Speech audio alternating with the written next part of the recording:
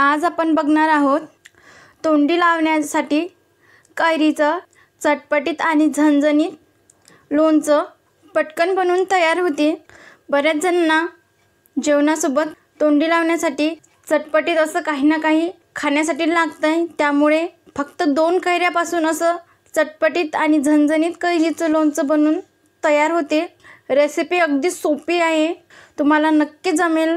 झटकन बनवून तयार होते की कैरीचं लोणचं। मग तुम्ही पटकन सबस्क्राईब करा की। चला तर मग आपण कैरीचं असं चटपटीत आणि झणझणीत लोणचं बनवायला सुरुवात करूया। आज आपण बघतोय तोंडी लावण्यासाठी झटपट तयार होणारं कैरीचं असं लोणचं। भरपूर प्रमाणात या कैऱ्या आपल्याला बाजारामध्ये उपलब्ध असतात आणि आपण त्या विकत आणून झटपट कैरीचं चमचमीत आणि झणझणीत असं कैरीचं लोणचं बनवू शकतो। सर्वप्रथम मी इथं 2 कैऱ्या कापून घेतल्या आहे। अशा आपल्याला याप्रमाणे अशा फोडी करून घ्यायच्या आहे याच्या।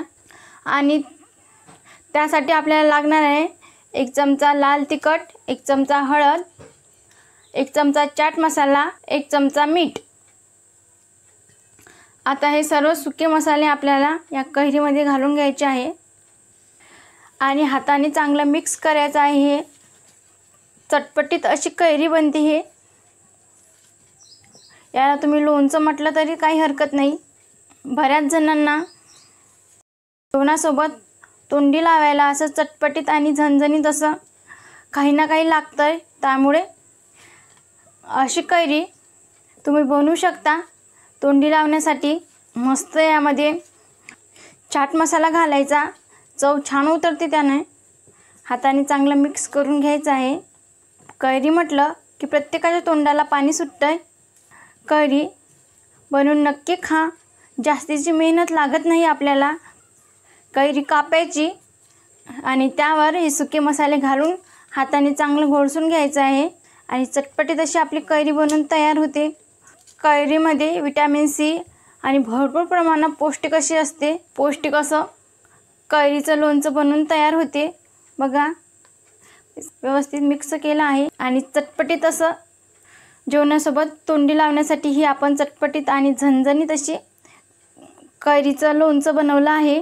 तुम्ही कोणत्याही जेवणासोबत म्हणजे कोणत्याही भाजीसोबत खाल्ली तरी चालते। तुम्ही तुमच्या जेवणात नक्की वापरा, छान लागते आणि आपल्याला जेवणसुद्धा भरपूर प्रमाणात जाते। व्हिडिओ आवडल्यास लाईक करा, जास्तीत जास्त तुमच्या फ्रेंड आणि फॅमिलीसोबत शेअर करा। तसेच आगळी वेगळी रेसिपी चॅनल सबस्क्राईब करायला विसरू नका आणि त्याचबरोबर बेल आयकॉनवर हिट करून ऑल सिलेक्ट करा, ज्याने काय होईल मी छान छान रेसिपी पदार्थ अपलोड करेल त्याची नोटिफिकेशन तुम्हाला येऊन जाईल।